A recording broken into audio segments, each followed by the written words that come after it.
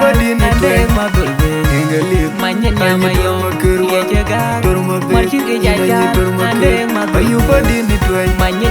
Engelit Anyi turma kirwa Turma big Turma big Ayu body ni twen Engelit Anyi turma kirwa Turma big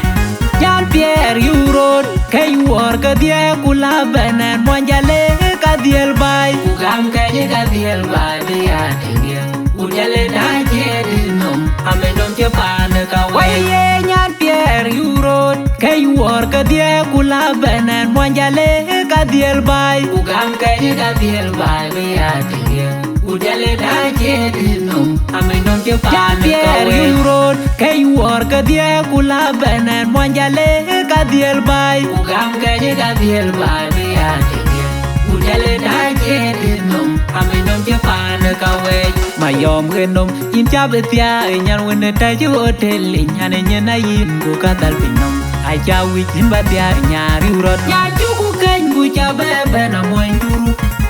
chabebe geni ne dollars ku karbi ken je ye ranjino wereda ku kon mare ku babo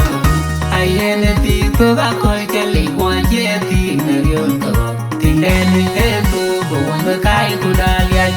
ya juku kan bu chabebe na moinduru chabebe geni ne dollars ku karbi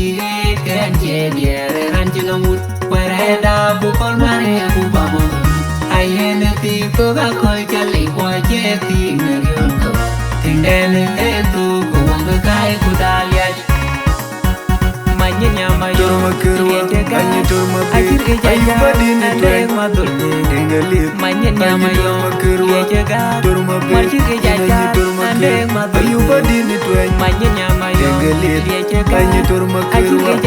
Turma big Turma big Ayu body ni twen Engelit Anyi turma kirwa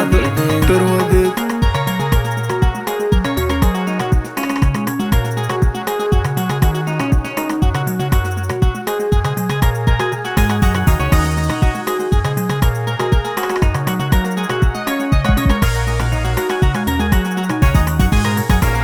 Pierre you road kay war ka dia kula banan monjale ka diel bay ugam kay ka diel bay dia dia ujale da jedinum amenom che pan ka waye nyan Pierre you road kay war ka dia kula banan monjale ka diel bay ugam kay ka diel bay dia dia ujale da jedinum amenom che pan ka waye you road kay war ka dia kula banan monjale ka diel bay ugam kay ka diel bay dia dia ujale da jedinum amenom che pan ka we mayom genom in chabetia nyan wene ta ju hotel nyan nyana yin go ka dal pinom ai chawi in batia nyari urot nyan juku kan bu chabebe na moinduru